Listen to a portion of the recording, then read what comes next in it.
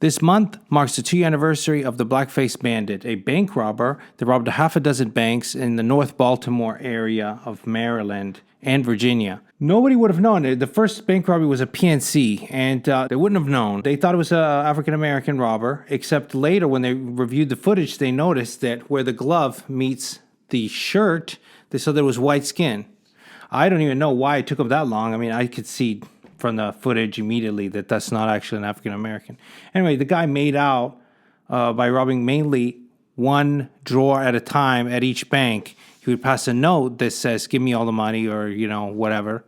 And they would hand over the cash and he would walk away. So he'd do 10 to 20 grand per robbery. So not a crazy number. But he made it out. They never caught the guy. I mean, it was on the news all over the place, and they continued looking for him. But at a certain point, he just stopped at the end of 2020. I guess maybe he had a figure in mind, and then he just quit. If you guys are wondering, like with bank robbery, how often are they caught? Well, it has about an 80% rate of conviction. So it's one of the higher rated convictions in the criminal enterprise, if you will, because things like murder have less than half are actually caught or convicted.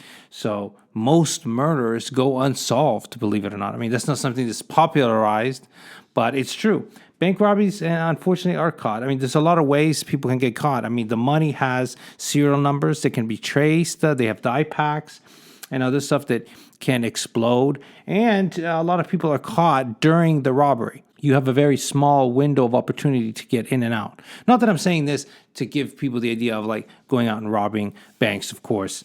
That's so 90s, right? But it's just interesting to think about it. I mean, it's really a act of desperation in my mind. It's not like the 60s or 70s where it's like the Wild West, people are making all this money. No, it's really the ultimate act of desperation where you don't know how to make money anywhere else. So you're literally like, that's the building where they hold the money, so I'm just going to walk in and demand it. At least he was smart enough not to bring a firearm because the differences in sentencing are drastic when the tellers are trained to hand over the money anyway. So there's no need to bring a firearm. You bring a firearm, it's armed robbery. It's automatic, decades in jail, while passing a note is a lesser crime. Anyway, this just goes to show you that it's a Wild West out there, especially with the unsolved murders and the robberies and the home invasions. You have to look out for yourself. If you expect that if a crime happens, that the police are going to solve it, I'm sorry, but you're being really naive. I talked about this when I was jumped. They didn't even try to find out who did it. This is something that happens a lot. If you talk to other people that have been victims of crimes, they will tell you the same thing. It's very rare that the police are able to find the person who caught them. And the fact is that they don't have the time or will to even find the person responsible a lot of these times. So anyway, I say you have to take care of yourself. This doesn't just mean keep a flamethrower at home so you're like, oh, I got a bazooka to protect my family. The best defense is prevention. People don't realize this, but the majority of home invasions and robberies are not done by complete strangers. It's kind of by proxy. Somebody sees something in your home, tells somebody else overhears, and then that's how it happens. This idea that people are just driving around pointing at homes, that's not really how it happens. People like to know what's inside your home, what they're getting into, what they're risking by breaking in. Every single person you let in your home could be a potential either robber or someone who feeds information to someone else.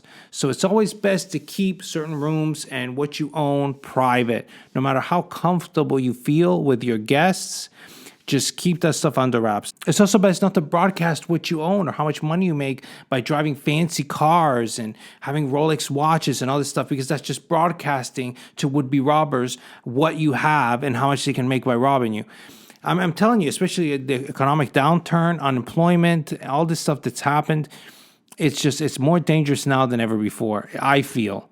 And it's just not worth it, especially if you have a family. What's more important, looking like you're rich or, flaunting your wealth to people, or keeping your family safe? I don't wear designer clothes. I don't drive Lamborghinis. I barely leave the house. I don't do social things. I don't have friends over. Maybe I'm taking it to the extreme. But I like to be careful. And I've been burned before. I've been in situations where I've been, involved in violence and been attacked and stuff like that. And it's just not fun.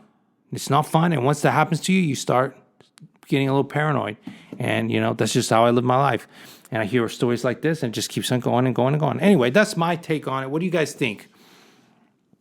You know, were you expecting? Did you hear about this with the blackface guy? And did you have? Did you think that he was going to get caught or not? Anyway, that's just my piece of news for today. Thank you guys for watching. As always, buy red, sell green. If you haven't subscribed, go ahead and subscribe. Hit the notification bell so you can see, you know, my daily videos if you want. I always appreciate it. Thank you for watching. Buy red, sell green. I don't know if I said that already. Whatever.